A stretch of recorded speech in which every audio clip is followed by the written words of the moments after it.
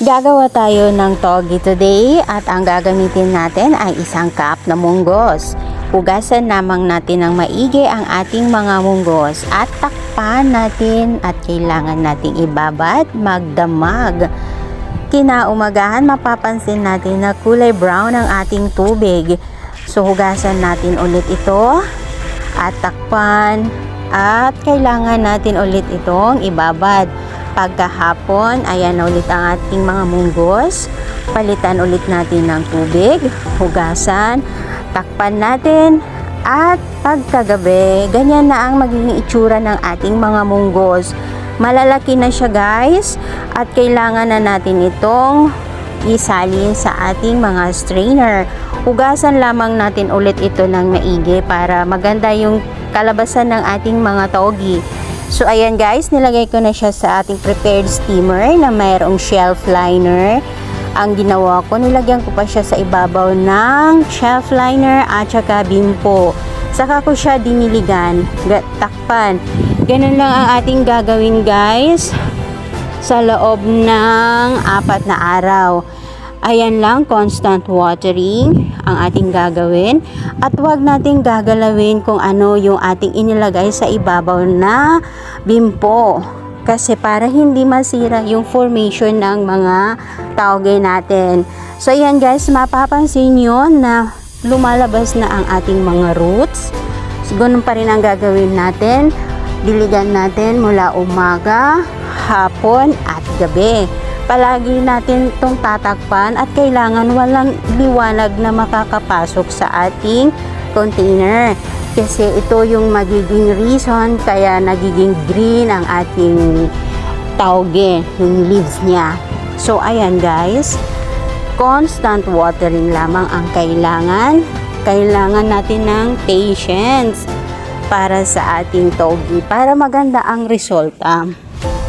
At mapapansin nyo na unti-unti nang lumalaki ang ating mga togi. So ayan lang guys ang ating gagawin hanggang sa dumating na yung araw na pwede na natin siyang ma-harvest. Lumalaki na siya ng konti. Napakadali lamang gawin ito at pwede natin itong gawin sa bahay. Pwede rin natin itong gawin pangkabuhayan or kahit sa ating consumption lang. Napakasustansya nito guys at madali lang siyang gawin. So hindi na natin kailangan pang bumili sa market at mas malinis siya dahil gawa natin. Nakaka-assure tayo na pure organic talaga siya. So ayan guys, masasabi natin na nag-grow na ng maayos ang ating mga toge dahil lumalaki na yung kanyang mga ugat. So, sa day 3 and day 4, sa umaga na lang at saka sa gabi ko siya dinidiligan. Kasi medyo malaki naman siya. Dinadagdagan ko na lang ng konti yung volume ng water. Tuloy lang natin sa pagdidilig ang ating toge at kailangan walang liwanag na makakapasok sa ating container. So ayan guys, nasa last day na tayo sa ating toge processing. So ganun pa rin ang ating gagawin. Didiligan natin ito dahil mamaya pang hapon natin ito i-harvest. So ganun lang guys, napakadali lang gawin ito. Pwede natin itong pagkakitaan or pangkonsumo natin sa bahay. Napakasustansya nito guys at talaga naman nakakatsakang malinis at literal na organic siya dahil gawa mo. Yan ang kagandahan kapag homemade.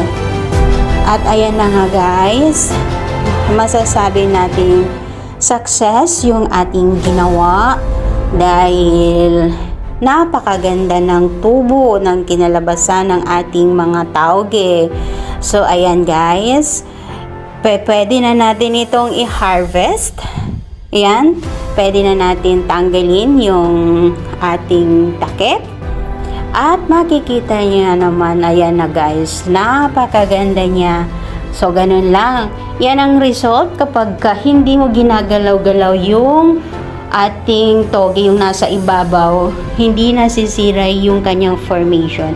So ayan, dinidiligan ko pa ng konti dahil mamaya ko pa ito siya i-harvest.